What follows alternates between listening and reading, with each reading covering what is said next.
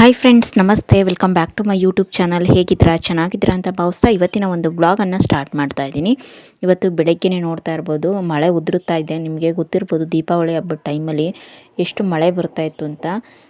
ಅಂದರೆ ದೀಪ ಹಚ್ಚಿ ಒಳಗಡೆ ಬಂದ್ರೂ ಆ ಸೋನೆ ಥರ ಬರ್ತಾನೆ ಇತ್ತು. ಈ ರೀತಿ ಇತ್ತು ಆವತ್ತಿನ ದಿನ ಬ್ಲಾಗನ್ನು ನಾನು ನಿಮಗೆ ಶೇರ್ ಮಾಡ್ತಾ ಇರೋದು. ಪ್ಲೀಸ್ ಸಬ್ಸ್ಕ್ರೈಬ್ ಮಾಡ್ಕೊಂಡಿಲ್ಲ ಅಂದರೆ ಚಾನಲ್ನ ಪ್ಲೀಸ್ ಸಬ್ಸ್ಕ್ರೈಬ್ ಮಾಡ್ಕೊಳ್ಳಿ. ಫ್ರೆಂಡ್ಸ್ ಆ್ಯಂಡ್ ಫ್ಯಾಮಿಲಿ ಮೆಂಬರ್ಸ್ಗೂ ಕೂಡ ಶೇರ್ ಮಾಡಿ, ಅವರು ನೋಡಿ ಚಾನಲ್ಗೆ ಸಪೋರ್ಟ್ ಮಾಡಲಿ ಅಂತ ಕೇಳ್ತಾ ಬ್ಲಾಗನ್ನು ಶುರು ಮಾಡೋಣ. ಇನ್ನು ಈ ಬ್ಲಾಗಲ್ಲಿ ನೋಡ್ತಾ ಇರ್ಬೋದು ಎಷ್ಟು ದೊಡ್ಡ ರಂಗೋಲಿ ಬಿಡಿಸ್ತಾ ಇದ್ದೀನಿ ಅಂತ ಅಂದ್ಬಿಟ್ಟು. ನಿಮಗೇ ಈ ರಂಗೋಲಿ ಬಗ್ಗೆ ಏನಾದರೂ ಡೀಟೇಲ್ಸ್ ಬೇಕು ಅಂತ ಅಂದರೆ ನಾನು ಬೇರೆ ಬ್ಲಾಗಲ್ಲಿ ನಾನು ನಿಮಗೆ ಶೇರ್ ಮಾಡ್ತೀನಿ, ಸರಿನಾ? ತುಂಬ ಇಷ್ಟಪಟ್ಟು ಒಂದು ರಂಗೋಲಿನ ಬಿಡಿಸ್ತಾ ಇರೋದು. ದೀಪಾವಳಿ ಎಂದಾಗ ದೀಪಗಳನ್ನ ಇಟ್ಟು ಅಲಂಕರಿಸ್ಬೇಕು, ಹಾಗೆಯೇ ಪಟಾಕಿ ಹೊಡಿಬೇಕು ಅಂತ ಹೇಳ್ತಾರಲ್ಲ, ಅದೇ ರೀತಿ ಇದನ್ನು ಕೂಡ ಬ್ಲಾಗು ತುಂಬಾ ಚೆನ್ನಾಗಿರುತ್ತೆ. ಈ ವಿಡಿಯೋದಲ್ಲಿ ನಾನು ವಿಡಿಯೋ ಮಾಡಬೇಕಾದ್ರೆ ಸುಮಾರು ಸಲ ನಾನು ರಂಗೋಲಿ ಬಿಡ್ಸೋಣ ಬೇಡವಾ ಅನ್ನೋ ಒಂದು ಕನ್ಫ್ಯೂಷನಲ್ಲೇ ನಾನು ರಂಗೋಲಿನ ಬಿಡಿಸಿದ್ದೀನಿ ಕೊನೆಯವರೆಗೂ. ಯಾಕಂತ ಅಂದರೆ ಮಳೆ ಹಂಗೆ ಉದುರುತ್ತಾನೆ ಇತ್ತು ಫ್ರೆಂಡ್ಸ್. ವಿಡಿಯೋದಲ್ಲಿ ನೀವು ನೋಡ್ತಾ ಇರ್ಬೋದು, ನಾನು ರಂಗೋಲಿ ಬಿಡಿಸ್ತಾ ಅಷ್ಟು ಮಳೆ ಬರ್ತಾನೆ ಇತ್ತು. ಹಾಗಾಗಿ ದೀಪಗಳನ್ನ ಹಚ್ಚೋಣ, ನಾನು ಈ ಥರ ಎಲ್ಲನೂ ಪ್ಲ್ಯಾನ್ ಮಾಡ್ಕೊಂಡಿದ್ದೆ ಜಾಸ್ತಿ ಹಚ್ಚೋಣ ಅಂತ. ಬಟ್ ಜಾಸ್ತಿ ಹಚ್ಚೋಕ್ಕಾಗಲಿಲ್ಲ. ಒಂದು 3-4 ದೀಪನ ಹಚ್ಚಿದ್ದೀನಿ ಅಷ್ಟೇ.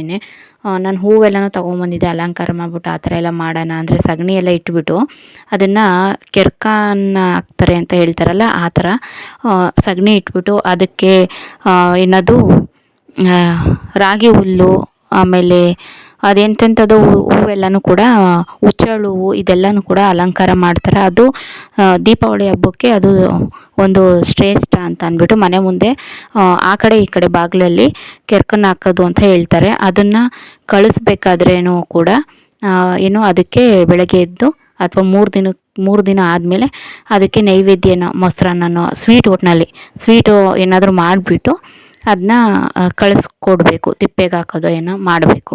ಈ ರೀತಿ ಎಲ್ಲನೂ ಐಡಿಯಾ ಇತ್ತು. ಬಟ್ ನಾನು ಮಾಡೋಕ್ಕಾಗಲಿಲ್ಲ. ತುಂಬ ಮಳೆ ಬೇರೆ ಬರ್ತಾ ಇತ್ತಲ್ವ. ಈ ಮಳೆ ಬಂದರೆ ಈ ಸೂರು ಕೆಳಗೆ ನೀರು ಸೋರಿ ದೀಪನೇ ಆರೋಗ್ತಾ ಇತ್ತು.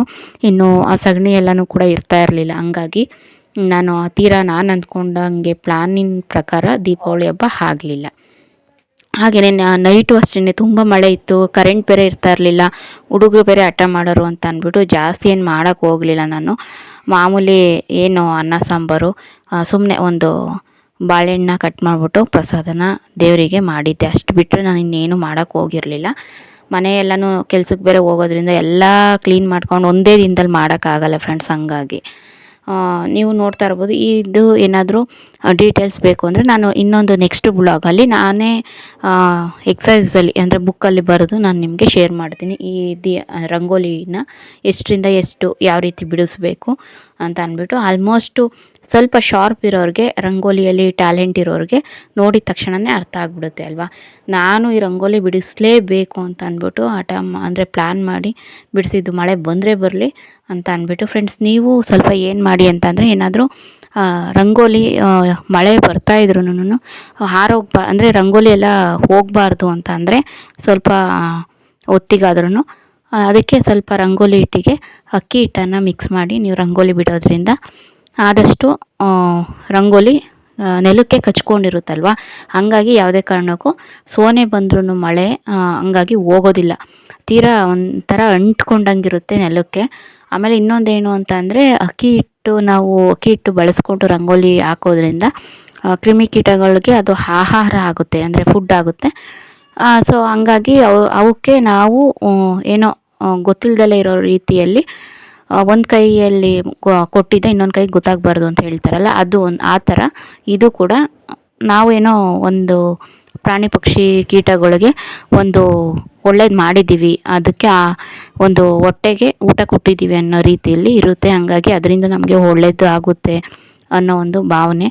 ಸೊ ಹಾಗಾಗಿ ನಾನು ಕೂಡ ಇದನ್ನು ತಿಳ್ಕೊಂಡು ನಾನು ಅಕ್ಕಿ ಹಿಟ್ಟನ್ನು ಮಿಕ್ಸ್ ಮಾಡಿ ನಾನು ರಂಗೋಲಿನ ಹಾಕ್ತೀನಿ. ತುಂಬ ಹೊತ್ತು ಹಿಡಿತು, ಒಂದು 20 ನಿಮಿಷ ಹಿಡಿತು ಈ ರಂಗೋಲಿ ಬಿಡಿಸೋ ಅಷ್ಟೊತ್ತಿಗೆ. ಹಂಗಾಗಿ ನಾನು 20 ನಿಮಿಷದ್ದು ನಾನು ಬರೀ ರಂಗೋಲಿ ಬಿಡಿಸೋದೇ ನಿಮಗೆ ವೀಡಿಯೋಸ್ ತೋರ್ಸೋಕ್ಕೆ ಹೋದರೆ ಏನಾಗುತ್ತೆ, ಹೆವಿ ಆಗಿಬಿಡುತ್ತೆ, ನಿಮಗೂ ನೋಡೋದಕ್ಕೆ ಇಷ್ಟ ಆಗೋಲ್ಲ. ಸೊ ಹಾಗಾಗಿ ಇದನ್ನು ಫಾಸ್ಟ್ ಮೋಡ್ ಹಾಕಿದ್ದೀನಿ. ಸೊ ಹಾಗಾಗಿ ನೋಡ್ತಾ ಇರ್ಬೋದು ಉದುರ್ತಾ ಇದೆ ಮಳೆ. ಬೇಜಾರಾಗಿತ್ತು. ನಾನು ಒಂದು 2-3 ಸತಿ ನೋಡಿದೆ ಬಿಡಿಸೋನೋ ಬೇಡವೋ ಅಂತ. ಕೊನೆಗೆ ಫೈನಲಾಗಿ ಯಾಗಿದ್ದಾಯ್ತು ಬಿಡತ್ತಾಗೆ ಅಂತ ಅಂದ್ಬಿಟ್ಟು ಬಿಡಿಸ್ದೆ. ಮೇಲ್ಗಡೆ ಮೋಡ ಎಲ್ಲ ನೋಡ್ತಾ ಇದ್ರೆ ಮಳೆ ಅಯ್ಯೋ ಬೇಜಾರಾಗೋದು. ದೀಪ ಬೇರೆ ಇಡ್ತಾ ಇದ್ದೀನಿ. ಸ್ವಲ್ಪ ಸಗಣಿ ಇತ್ತಲ್ವ ಅದನ್ನೇ ಇಟ್ಬಿಟ್ಟು, ಅಂದರೆ ದೀಪ ಹಂಗೆ ಕೂರಲ್ಲ, ನೆಲಕ್ಕೆ ಹನಿಗಳು ಬಿಟ್ಟ ತಕ್ಷಣ ಅದ್ರದ್ದು ಏನು ಕಿಡಿ ಥರ ಬರುತ್ತಲ್ಲ, ಹನಿ ಕಿಡಿ, ಅದು ದೀಪಕ್ಕೆ ಆರಿದ ತಕ್ಷಣ ಏನಾಗುತ್ತೆ, ದೀಪ ಆರೋಗುತ್ತೆ. ಸೊ ಹಂಗಾಗಿ ಸಗಣಿ ಇಟ್ಟುಬಿಟ್ಟು ಅದಾದ ನಂತರ ನಾವು ದೀಪ ಅದ್ರ ಮೇಲೆ ಇಟ್ಟು ಹಚ್ಚೋದ್ರಿಂದ ಏನಾಗುತ್ತೆ ಅಂತಂದರೆ ಅಷ್ಟು ಬೇಗ ಆರೋದಿಲ್ಲ. ಮೇಲೆ ಅಂದರೆ ಹೈಟಾಗಿ ಕೂರುತ್ತಲ್ವ, ಸೊ ಹಾಗಾಗಿ ದೀಪ ಬೇಗ ಆರಲ್ಲ. ಈ ರೀತಿ ಇಟ್ಟೆ.